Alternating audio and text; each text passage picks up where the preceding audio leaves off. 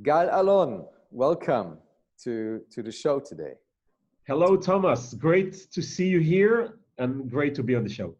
Yeah, it's always amazing to have conversations with you, and I'm really happy to be able to share this one with more people, because you as a person who really cares about the public and about how to optimize decision-making processes, and having built significant things in the Israeli political system and in the environment, I think you're best suited for informing us on some ideas of how we can steer humanity or our societies towards a desirable future.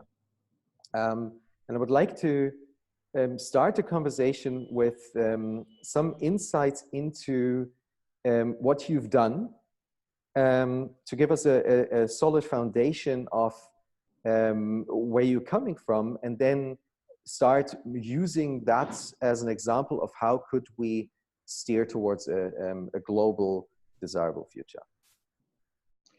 So I'll try to answer briefly. Historically, I was a journalist, actually. And then I went to do my PhD at the London School of Economics, trying to understand the relationship between poor people, democracy, and the welfare state. I was essentially asking why those people who need the state the most are not actively trying to increase the size of the state and make sure they get higher benefits. And I studied that for like several years.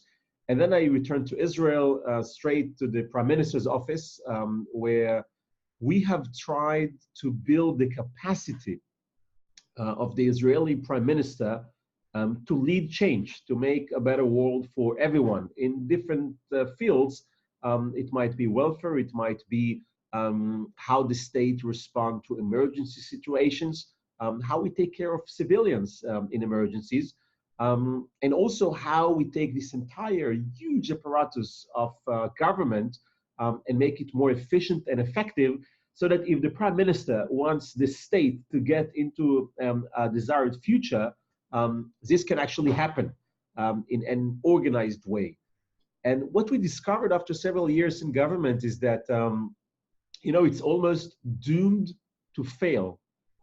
Every time you try to lead change, you try to do something, the chances are that you don't really know what works. You think you know, you're absolutely certain that with all of your history and the degrees you think are important, you got the clue on what you should do next, but for God's sake, it's wrong. You're most likely to be wrong in the way you think things should be heading to. And then when you try to make a decision, you discover that you have almost an infinite number of players who are there to show you you're wrong and to make sure you won't succeed.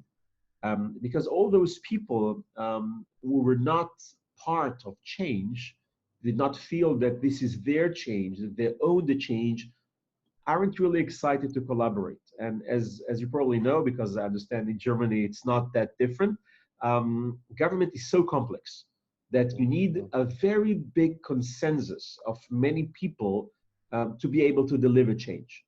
So that's my, that's the Prime Minister's part, that's the government part. And then I went on to founded Insights, which is a platform that is doing exactly that, trying to take a large group of people, and it might be 10,000 people, 100,000 people, 1 million people, and trying to build change together with all of them.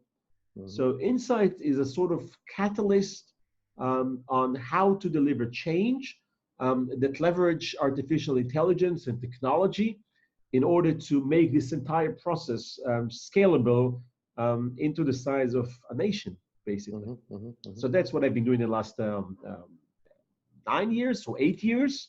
And now I'm sort of, after Insights, we have a new CEO. I'm sort of like looking for the next challenge, and I'm happy to basically spend my my time with you, Thomas. Well, wonderful. Thank you for that little introduction. And the next challenge could be to just scale that up to 7.5 billion people, because that's essentially what we need, right? So technology-wise, it's possible, but you yeah. need a leader. You need a leader in order to make this happen.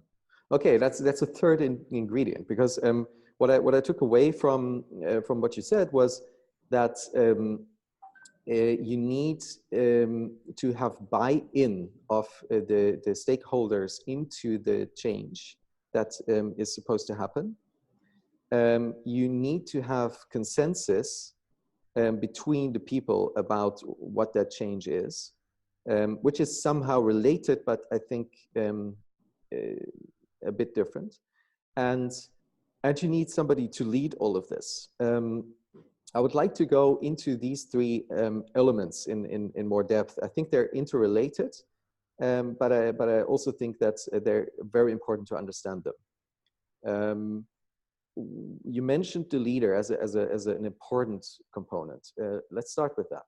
Why do you think that? So I very much like the way you sort of outline the process. I would like to contribute maybe one distinction. There are things that you need before the professional process of inclusive decision making begins, and you have the things that the process can actually produce. So leadership and a shared outcome, not the change that people want, but the outcome, where the future they desire. These are the two things that you must have before you start to change anything.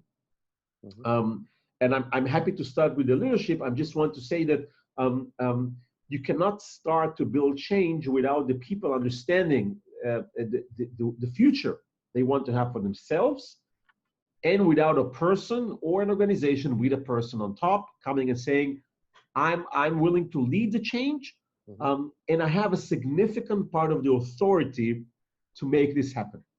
And then you can ask, what is the change? And you can build a consensus around the pillars of the change, but you cannot start without leadership and without a shared outcome. Why leadership is so important? It is important because even though we have a lot of examples for sort of like a community built enterprises, you can take GitHub, you can take Wikipedia. At the end of the day, you had there a person coming up with the idea and building sort of the rules of the game, or making a decision on what the rules of the game will be, or giving the inspiration, or convincing people. And these capacities, I think, are core to any change that you want to have. Without this person coming up and saying, I want the future to look like that. Let's think together. Let's build this policy. It's very difficult to move forward. Have you looked into what in the human nature makes that difficult? So why do people require somebody to lead that? Why do they need to attach themselves to one person or a small group of people who lead them? Yeah, go ahead. It's an extremely interesting question, Thomas. I mean, seriously, I haven't given enough thought, probably as you have done, to this challenge.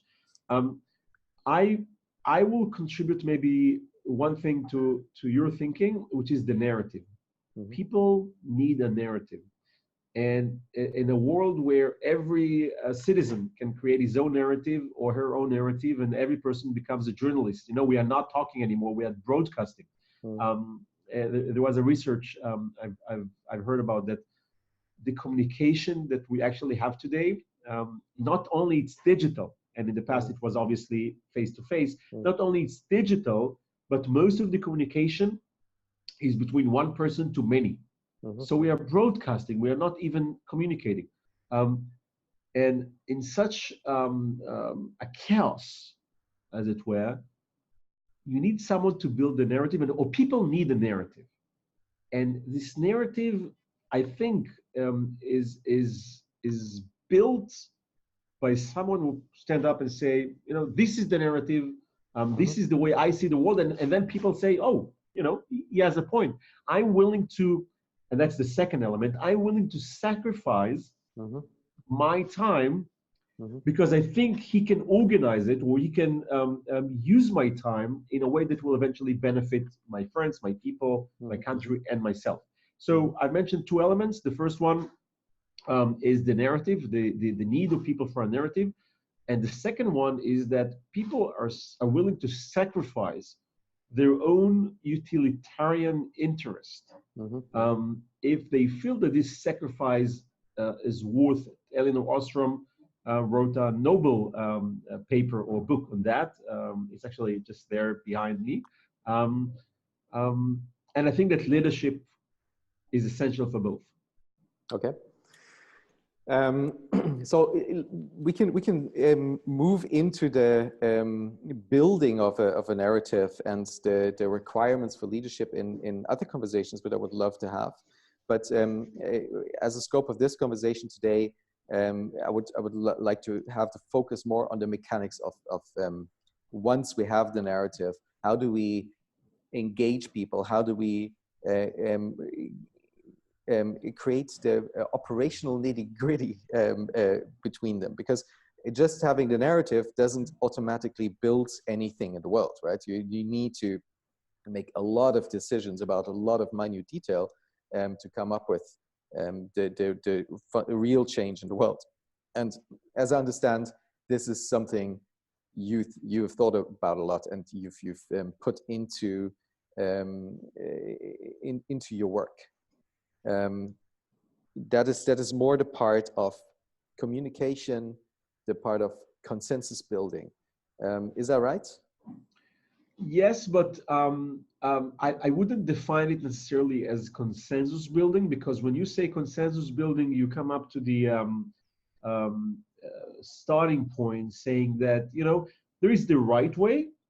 This is how we should proceed, and now let's organize a consensus around it. And James Tversky wrote a very interesting book, The Wisdom of Crowds. I think it was 2004, where he said, actually, you know, whereas we think we are right, if we open it in the right way and we make sure that we ask different people and we give them the independence to answer and share their real knowledge, we can actually come up with a different way on how to deal with the challenge. So I wouldn't call it consensus building.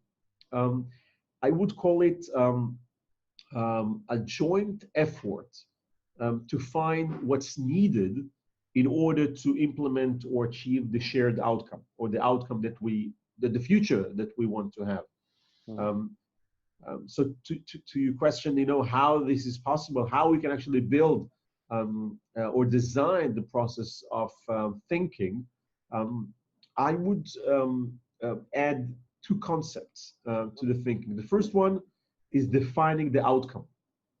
What is the thing that we would like to achieve? What is the future? How does it look like? How do we measure it? What is success?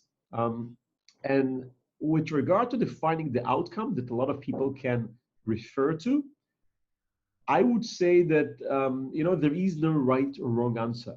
You might be totally disturbed or terrified from climate change. And you think that the key thing is reducing pollution from factories, and some other folk would say, wait a sec, I mean, you know, we might have all these production goes up, but we need new technologies that will enable us to survive or to change the way we live life with climate change. So different people will define the outcome or the success image in different ways. And what you need here is a sort of like a mechanism to get all of these images of how the future should look like, and sort of like try to crystallize something that is sort of at the center, and where a lot of people can say, wait, it's not exactly what I've said, but I'm willing to accept it. It makes sense. And the second step, or the second phase, is defining the changes, the way we as humanity, or we as a group, or we as the government, we need to change our collective budgets or our collective liberties. And these are the two things. So if you think about the future, that's one thing. If you think about what we should change as a group of people, that's the other thing. That's the second part. And this change has to go through the questions of budgeting and the question of liberties. If we as a group think that we should limit our liberty to fly in airplanes as much as we want, that's a collective decision that we all owe to make. So that's the technicalities behind the process. Okay, so what you shared makes total sense.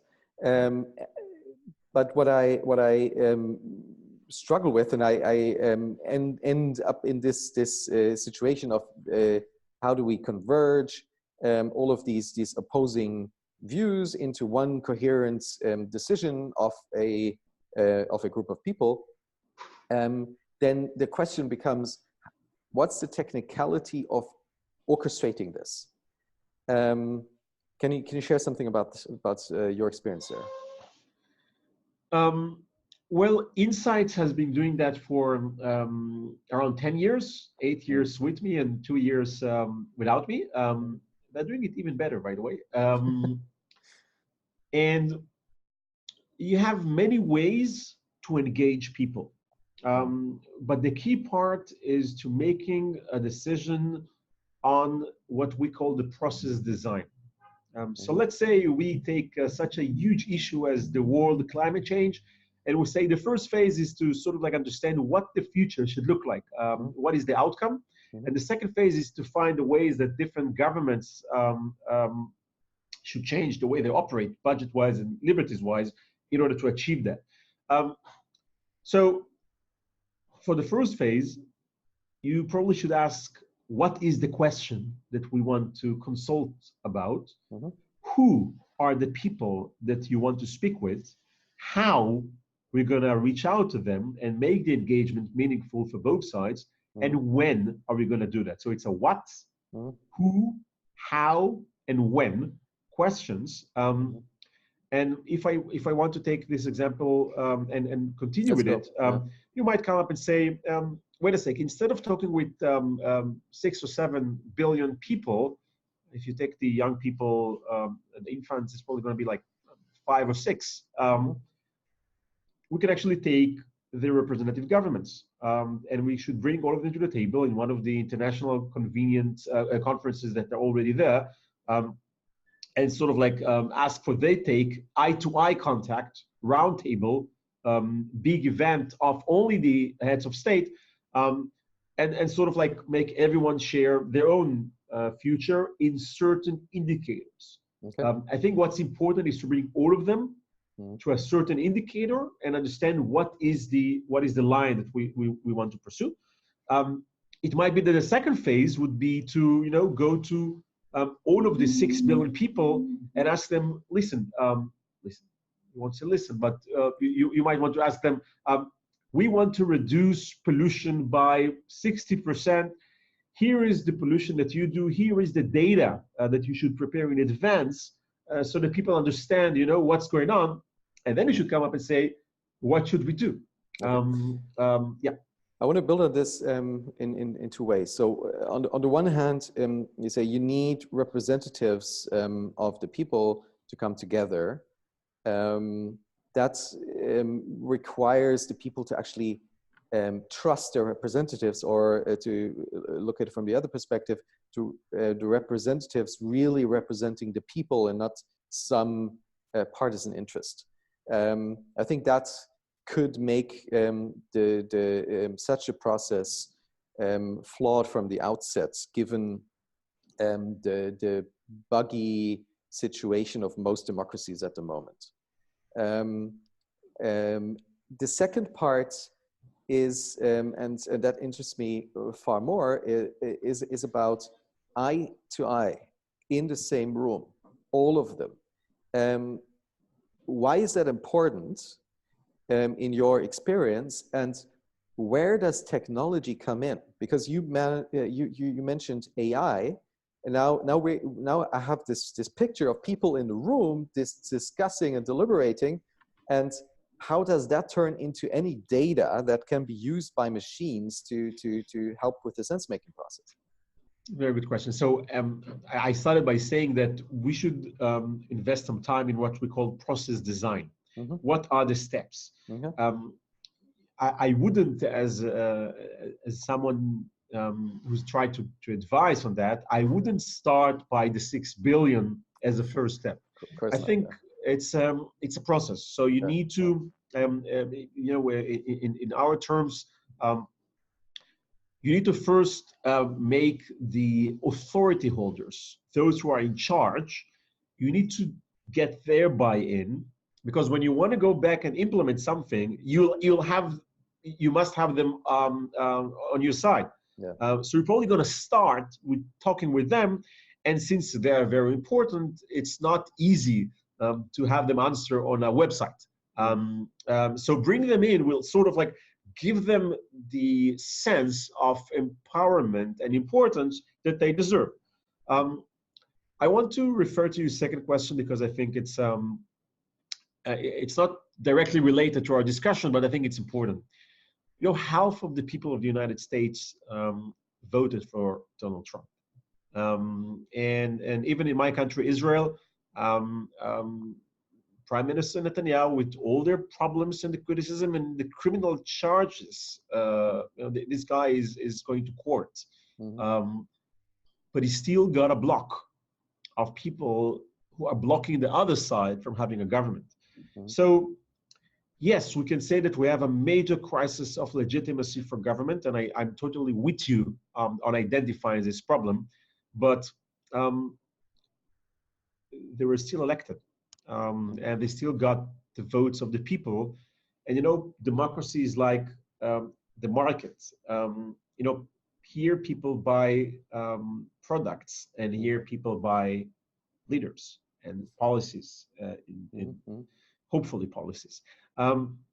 So, yes, you have to start from someone who the majority, according to the rules of the game, identify as, you know, the legitimate representative. So we can assume those representatives are good enough for the process. Let's put it that way. To start with, I wouldn't end with them, but I would certainly start with them, because it's not only the prime minister, it's also the entire government that eventually you need, because you have a lot of expertise. You know, the people of the Israeli Ministry of Environment, they are really the experts on what should be done. They have the numbers. Now, it's sort of like a conflict of interest because I work with them, so I know them personally. But trust me, Thomas, I mean, they know the field much better, for sure, from the certain Israeli, but for some of the experts, you know, we are coming to the media and say, hey, we are experts, please interview us, and not necessarily they know what they're talking about. Mm-hmm. So we were talking about the next step in the process.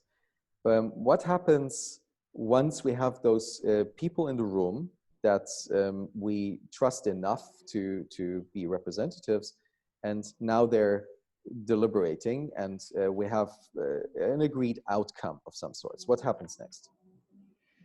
So if we take it to the extreme, the next phase might be to go out to a large group of people and ask how to achieve this outcome.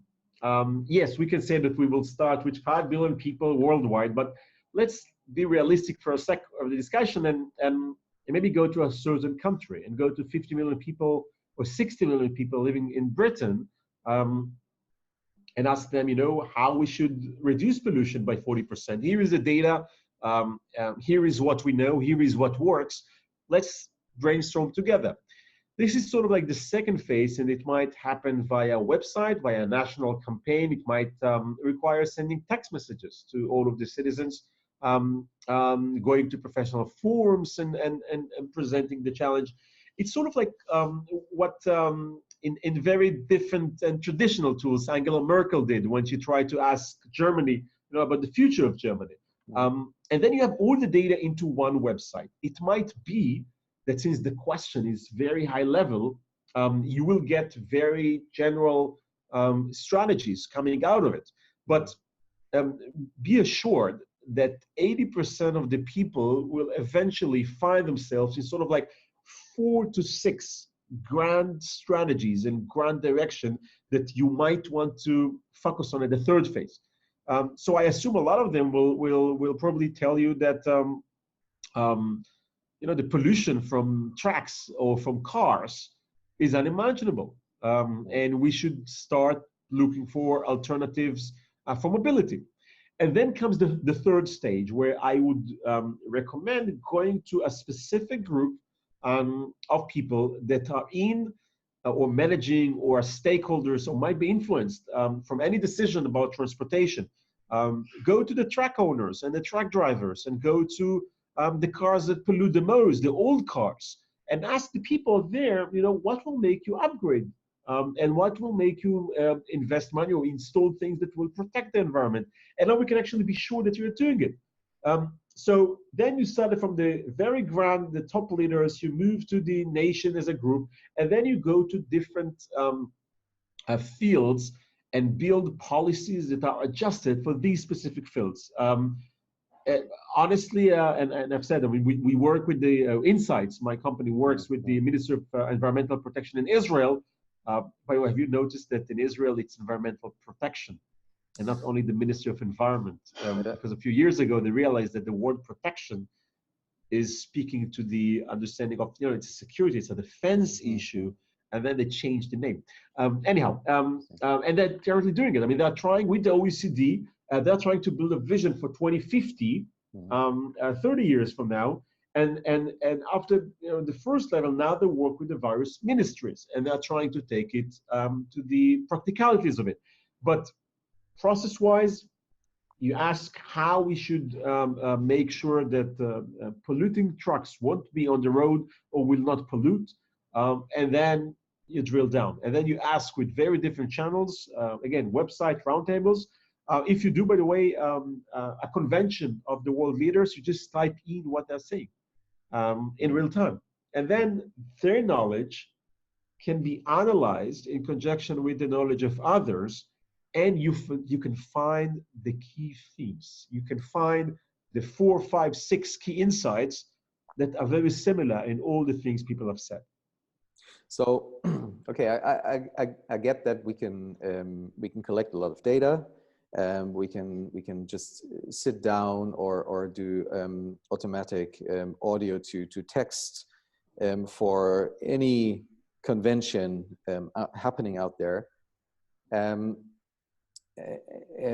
Usually algorithms that work with a lot of data, and let's say, for building on your example, let's say the 50 million data points or whatever from Britain around the topic of climate change, how can you distill a few strategies from this, and at the same time be sure that this is actually representative of the ideas of the people and not biased by some bias within the algorithm or within the bias of one of the operators?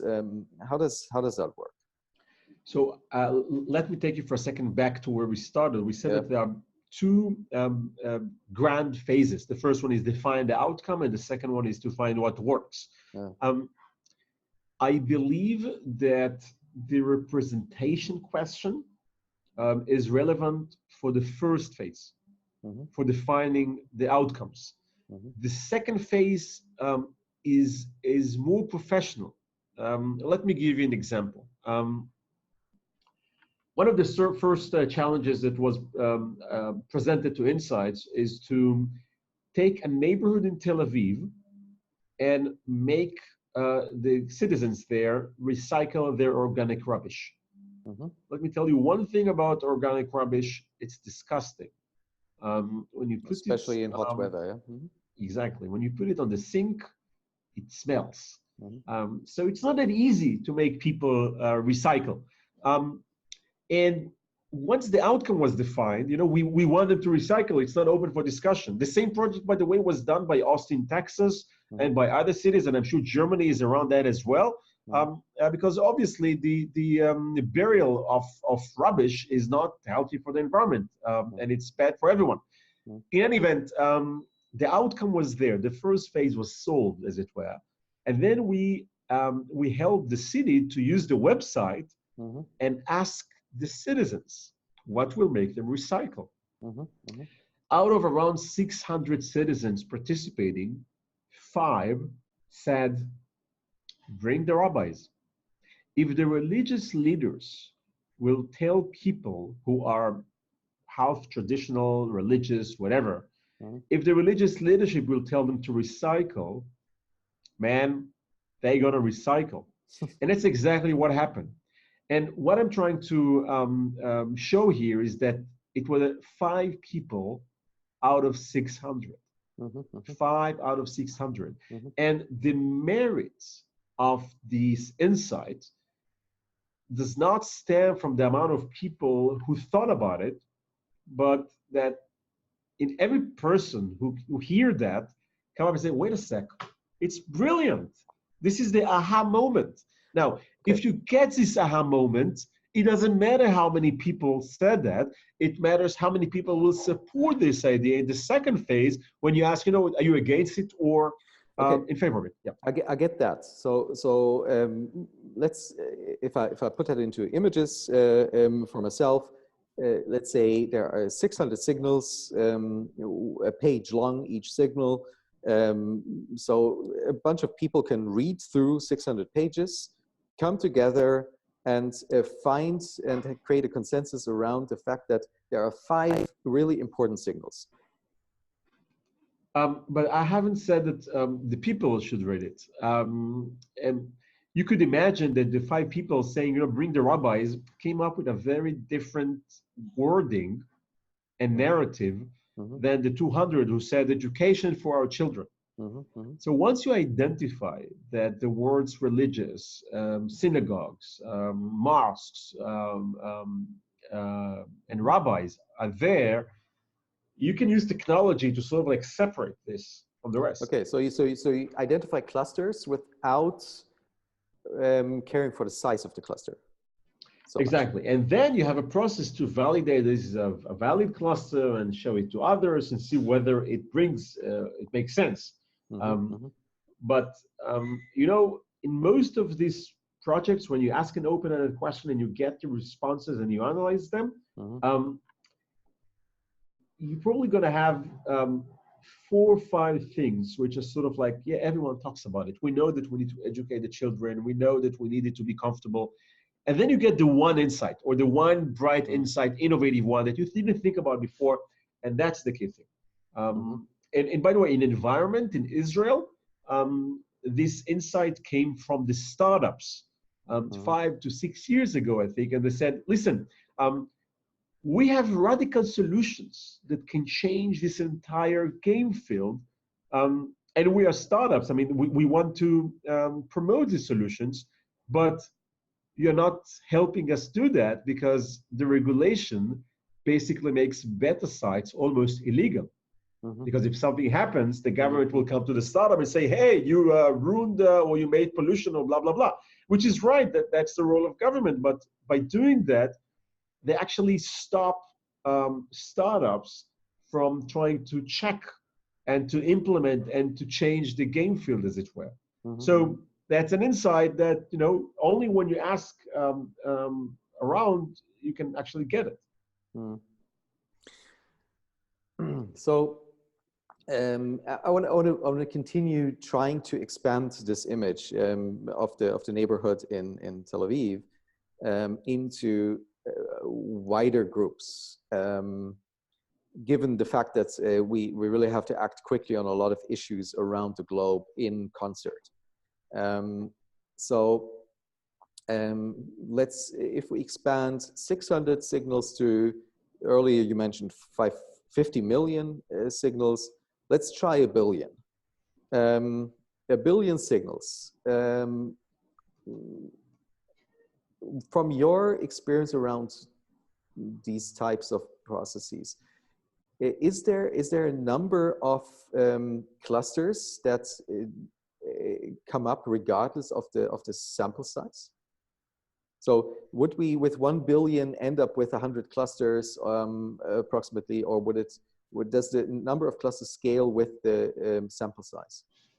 That's the cool part. If you ask the right question, the answer is no. But for that, you need to ask a question which is sort of like future related, and it's a how-to question, how we can achieve a certain outcome. And if you ask such a question, then you're most likely to see that you have repeating patterns. It's like when you do interviews inside an organization, you try to think how to improve the organization. The chances that the person number 50 will come up with something that you haven't heard before, totally new for you, are going down. And the 500 person, the chances that will come out with a brilliant idea is also lower than the 5th person.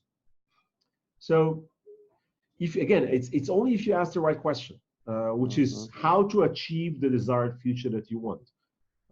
Obviously, in what we discussed before, I mean, you have the grand challenge of the big shifts in policy, and then you need to go to details. And around every sub issue, you might have a different community you want to consult with. But to answer your question, no, this is not going to be infinite number of insights.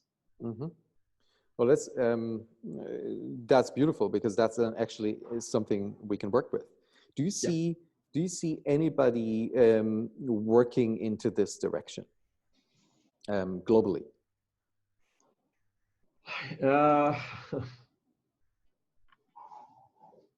I think that's our challenge. I think that I think we have a core problem, and that's something I've been focusing, studying, thinking of a lot in the last few months since I left Insights. I think we have a problem in the way government functions. That's sort of like it's doomed to failure. Many of the things we believed in, procurement, equality, transparency, collaboration, inclusivity, executive agencies, performance management, had negative effects that led us to a point where it doesn't work anymore.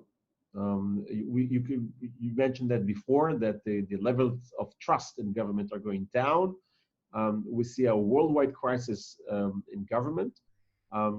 You see presidents that attack their own government, their own bureaucrats, the civil service, and it's very hard to say that, but half of the people support the president and not the government.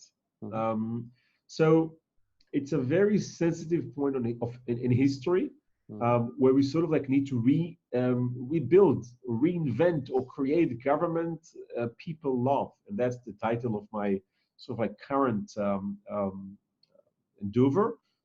How we can actually create government people love. And the tragedy is that government are not really asking stakeholders on the key things.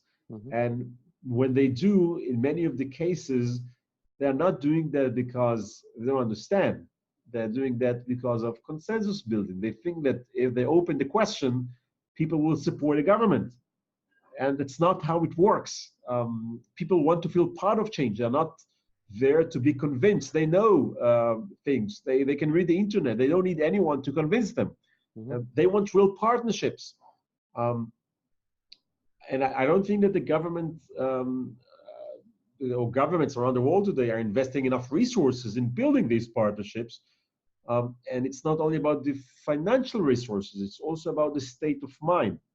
I think that governments do not really understand the depth of the crisis and the risk that they face. Because when everything is broken, at some point the populist leader comes in and say, wait a sec, I can show you the right way. You don't need democracy, you don't need government, you don't need institutions, you don't need the courts. Let's give up all of that. And I think that if you're not going to find a new recipe for government, this is going to happen over and again. And this is your current research project that you're doing, trying to put your head around understanding the mechanics of that and find some possible solutions, I guess. Yes. Yeah. First, I invested a few months to understand, what went wrong. Why performance? We had a fascinating book in '92, I think, of Osborne, Reinventing Government. And this book, or '94, I mean, and this book was based on the Al Gore reforms in the American government, and we had the Government Performance and Results Act in the United States, who was refined or reformed under the Obama administration, and we had the open government effort under Obama. I mean, and I took all of that and I said, wait a sec, I mean, something is not working. So this current project titled Government People Love is first trying to find out what went wrong in all the things we thought should lead us to a better government. All the guiding blocks that we thought are important. And I personally was spending years of my life to build them. And the second phase, obviously, is to find out, what is this new thing? How we can change the course. So trying to use your own process basically to reinvent government by trying to define a new form of governance, and then understanding what steps need to be taken towards that. So that's am I understanding that correctly? Yeah. More or less, yes. I mean, trying to understand, if people are hooked to Facebook, to TikTok, to Twitter. That's one example. I mean, people love the products. People hate product of government. They don't feel that they can trust it. They don't feel that the police will help them. I mean, in many cases, you trust more the private provider than a provider that is there only to serve you. It doesn't make sense. Are you aware of any in history or in the current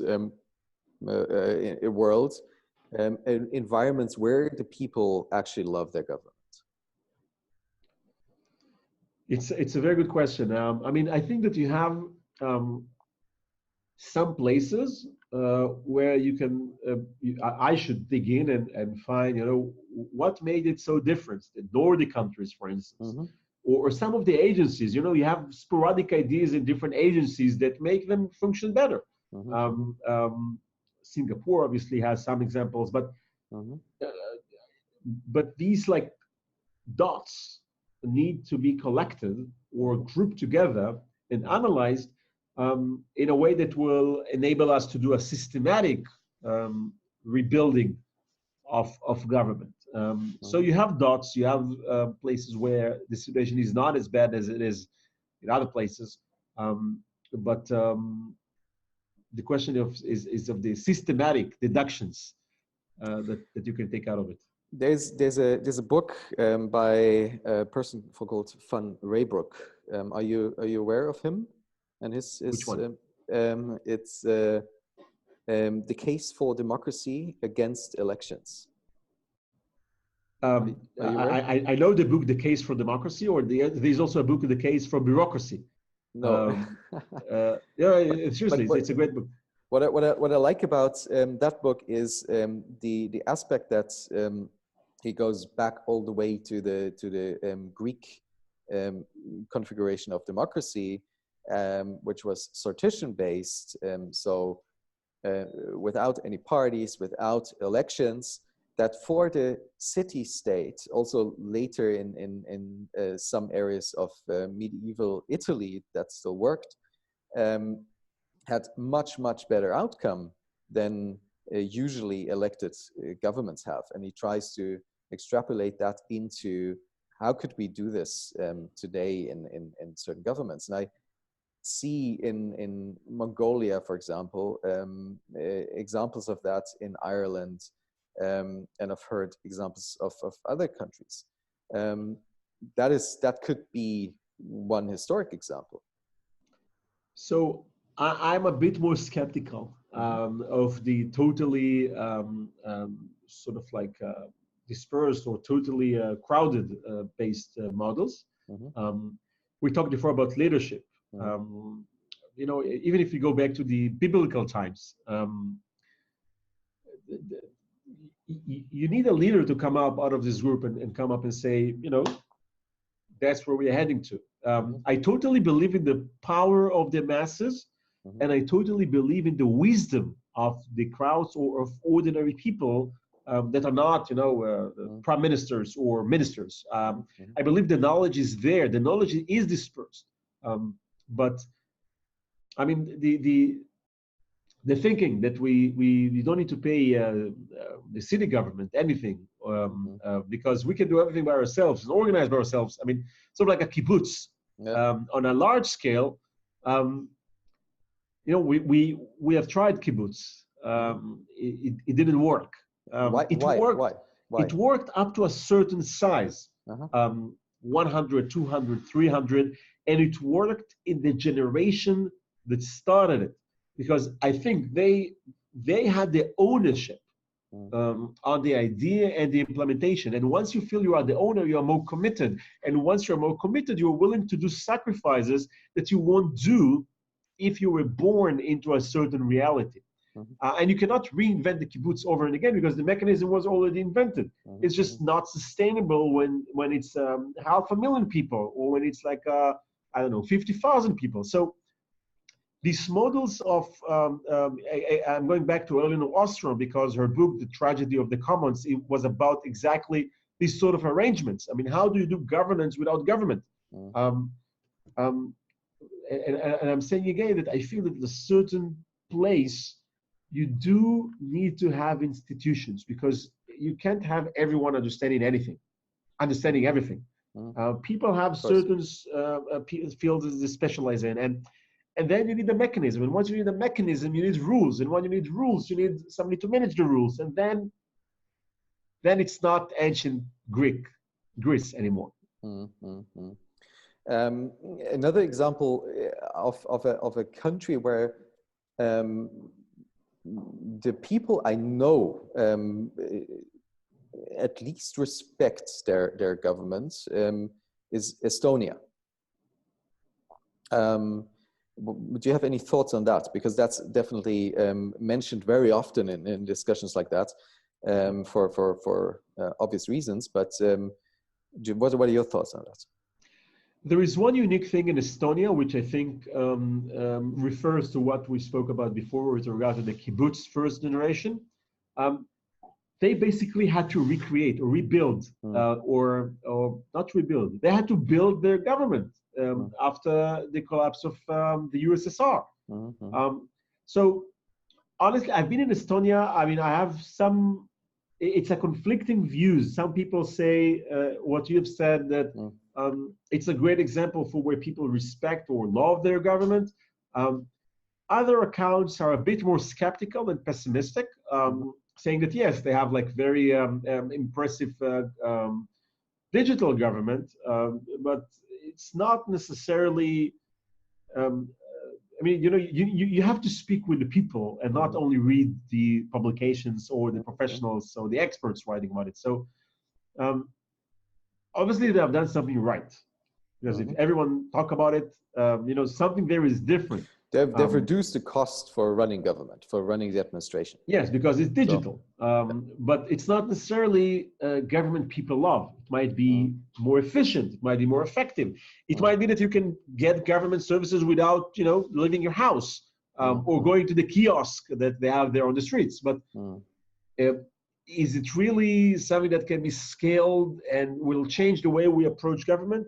That's a question. And you also mentioned the Nordic countries that's as a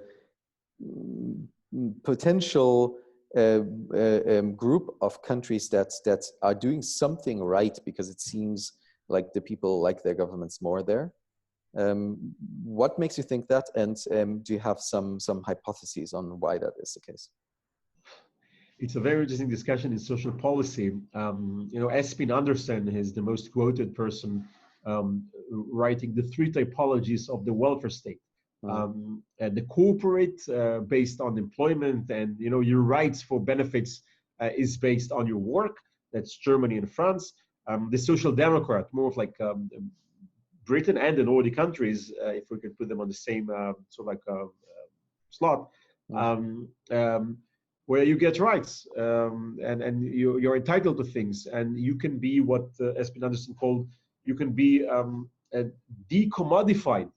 You're not a commodity in the market. You get enough benefits from the state that you can opt out from the labor market and not become only an employee, and still live life. And you have the liberal states, and the liberal states, obviously the most radical ones, like the United States or Britain under Thatcher, saying, there is no such thing as a society. They're only individuals, and if they're only individuals, they have to earn, and they have to take the risk. And if they fall down, the safety net won't be as dramatic, and we will also signal them as those who are poor. And what you're basically asking is why the social democrat countries, according to Espen Andersen, became social democrats. There are very different answers to that. My answer, or my personal thought, which I haven't proved in numbers, is that when you have a big risk, people are getting more and more united. The welfare state was founded in Britain after the Second World War by William Beveridge, because people came back from the battlefield and they were all under the same risk of getting hurt. And the grand fear from being disabled united everyone, and everyone realized that they need to do something together. Nordic countries had a different fear much earlier, which is the cold. If you didn't collaborate, you could die.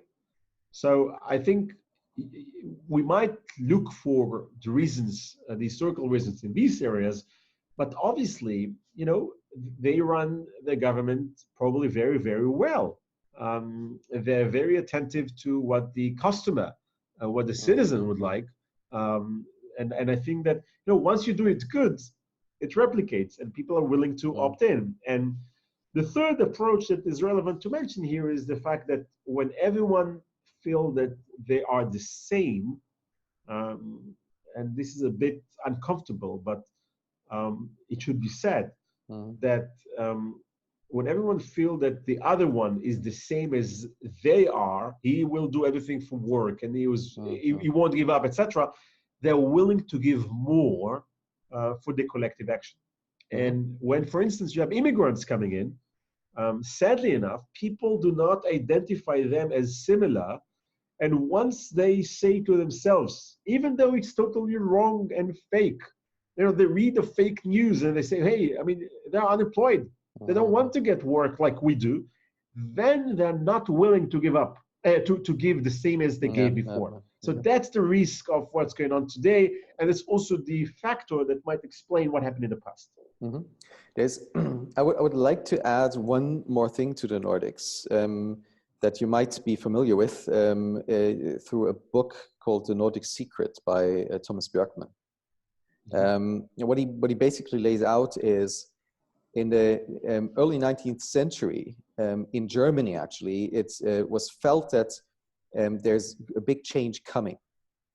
And people around Goethe and Schiller and these poets and thinkers and visionaries came up with the idea of what we would now call a meditation retreat.